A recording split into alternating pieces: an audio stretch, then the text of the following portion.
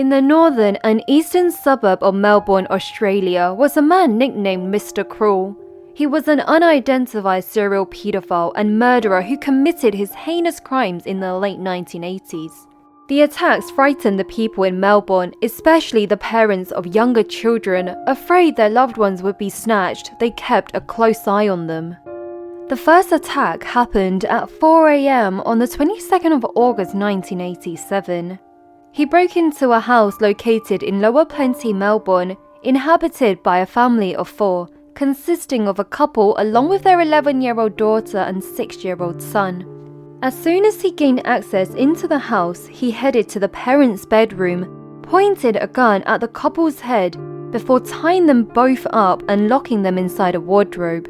Next, he walked into the children's bedroom, grabbed the little boy's hand and locked him inside of his parents' room.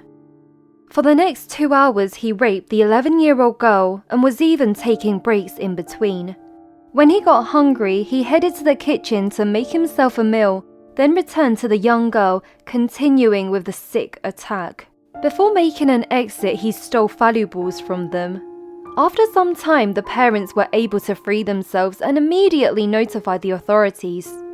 The little girl was petrified but still managed to tell the police what had happened. She stated Mr. Cruel was very calm, and at one point she heard him talking on the phone, saying the word bozo, which in Australian slang means idiot.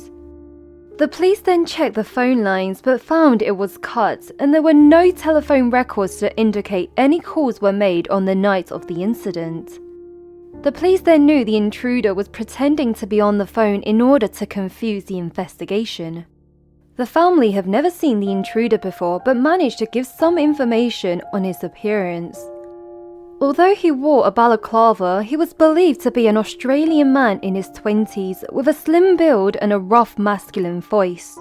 Then on the 27th of December 1988, a man wearing a balaclava broke into a home in Ringwood, Melbourne at 5:30 in the morning. He destroyed the Christmas for this family of 6. Similar to his first attack, Mr. Cruel headed to John Wills and his wife's bedroom. He then woke John up and pointed a gun to his head, telling him, quote, "Don't be a hero," asked for money in which he took $35 from them. Using surgical tapes, he then restrained them before leaving the room. The couple was trying hard to break free, and they succeeded after 15 minutes. They immediately ran to find their children but discovered the 10-year-old daughter Sharon was missing. In a panic, they picked up their phone to call the police but realized the phone lines had been cut. They then ran to a neighbor's house to call the police. When authorities arrived, John told them what happened. Putting 2 and 2 together, the police strongly suspected the crime was committed by the same man who broke into the home in Lower Plenty. This was because in both incidents, the attacker wore a balaclava, had a gun and restrained the parent using surgical tapes, as well as targeting the family's young daughter. The time of the attack were also in the morning, and Ringwood was only 20 minutes away from Lower Plenty. However, this time Mr. Cruel escalated to kidnapping the girl. Wasting no time, the police began the search for Sharon Wills. 18 hours later, Sharon was luckily found alive. It was 1:30 in the morning. 6 kilometers away from her family home, Sharon was discovered on the floor at Bayswater High School by a woman who knew about her disappearance on the news. Sharon told her, quote, "A man left me here and told me to go and ring home." Although the woman didn't immediately contact the police, she was very kind and took Sharon, who was in tears and covered only in plastic bag, back to her family. Despite the terrifying ordeal, she managed to tell the police what the attacker had done to her. Sharon said Mr. Cruel removed her clothes, restrained her by chaining her to her bed. All along she was blindfolded and had a ball in her mouth to stop her from screaming. During the 18 hours of ordeal, she was sexually abused by the attacker. However, she stated he was caring towards her as he bathed her, brushed her teeth and cut her nails. Quote, "Care for me." Sharon said she heard constant airplane noises from the place she was locked in. This suggests the attacker may live close to an airport. The police searched Will's house for evidence but didn't find anything useful. After the public heard about these two cases, the community was in a state of panic. At this point, the attacker was named Hampton Rapist, but this would later be changed to Mr. Cruel. On the 3rd of July 1990, Brian and Rosemary left their two daughters, 15-year-old Fiona and 13-year-old Nicola, home alone in the safe neighbourhood of Canterbury in Melbourne, while they attended a farewell party in their honour. The girls' peaceful night would come to an end at 11:30 p.m. when Mr. Cruel broke into their house. He was armed with a knife and gun, again wore a balaclava. He immediately restrained Fiona to her bed while demanding Nicola to collect her school uniform from her wardrobe. Before leaving the house with Nicola, he told Fiona that if their parent wanted to see Nicola alive, he would have to pay a $25,000 ransom. 20 minutes after the attack, Brian and Rosemary came home. They were shocked to find their car missing, front door was open, and the house was a mess. As they walked into the bedroom, they were shocked to see Fiona chained to her own bed, and Nicola was nowhere to be seen. The authorities were called and the search for Nicola began. Not far away from the crime scene, they found the car used to kidnap Nicola. Unfortunately, the attacker left behind no evidence. Given the similarity with the previous two cases, the Liners' home was only 16 kilometers away from both Lower Plenty and Ringwood. The police hoped the girl would be set free after several hours, just like what happened with Sharon Wills. After 36 hours of Nicola's disappearance, her father, Brian Liners, held a press conference begging for his daughter's safe return. 14 hours after the conference, Mr. Cruel freed her at the power substation in the suburb of Kew at 2 a.m. Nicola was subsequently brought back to her family, and coincidentally it was also her 14th birthday. After some rest, she was able to tell the police what happened. Her experience was very similar to Sharon Wills. She was blindfolded throughout the ordeal, bathed, and her teeth was cleaned, and she also heard airplane noises.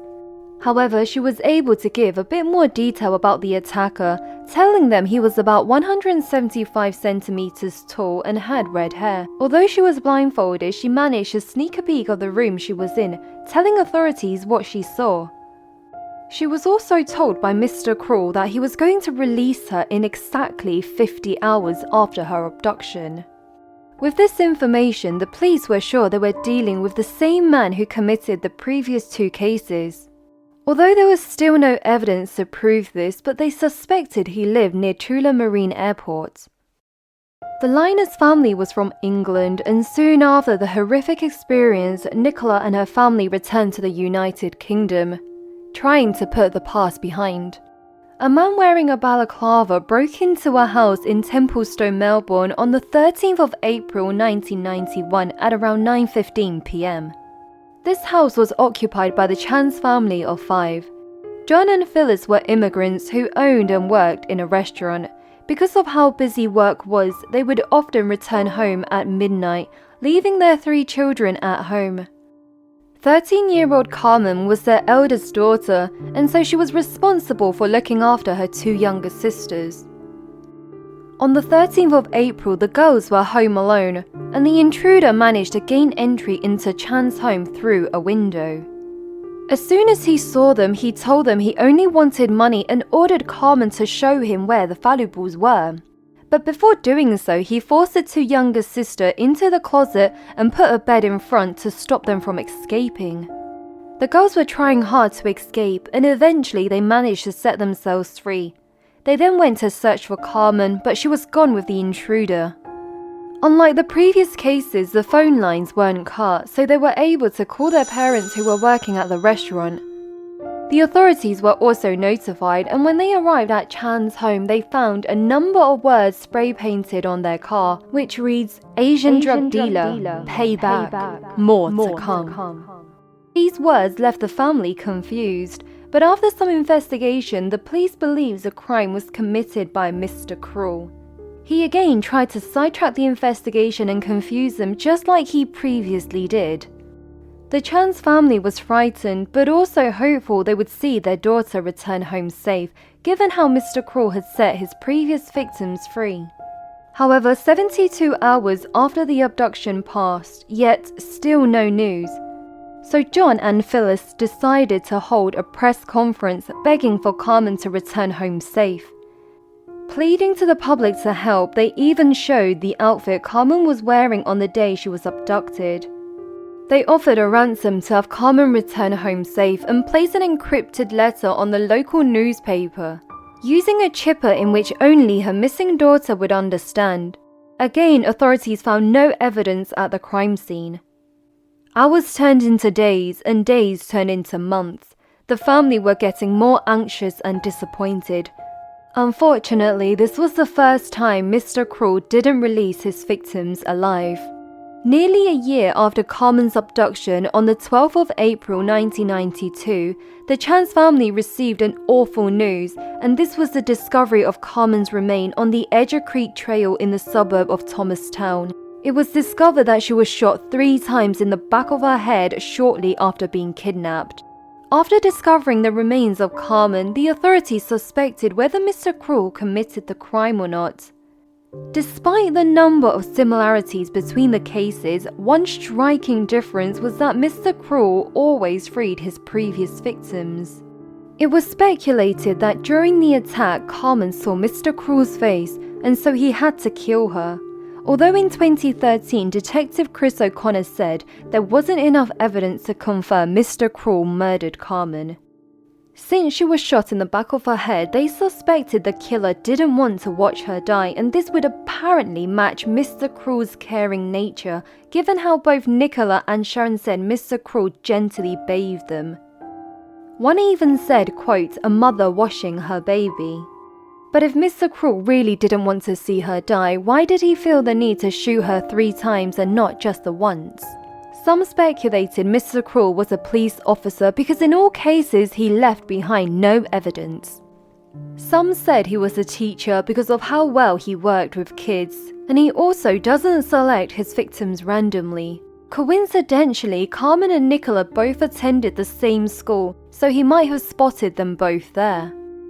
In April of 2016, the Victoria Police released the details about the 7 suspects to the Herald Sun newspaper. The Herald Sun then tried to contact all of these 7 suspects and found only one of them lived in Melbourne at the time of the attacks. His name was Brian Elkner. He was a former lecturer at the Melbourne University. However, in October of 1974, he was charged with rape and sentenced to 10 years in prison.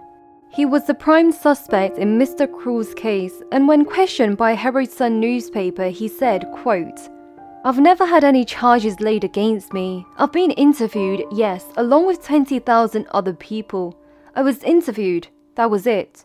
Brian insisted he was a changed man and paid for his crimes. In 1991, a $300,000 reward for information leading to the arrest of Mr. Cruel was issued. Unfortunately, to this day, the case remains open and Mr. Cruel has never been identified.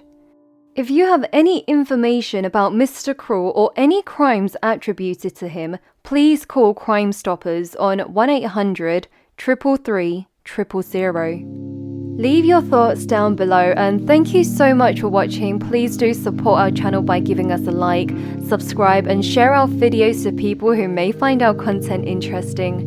Click here to watch another video, and please do stay alert and stay safe, and I'll see you in the next one. Bye for now.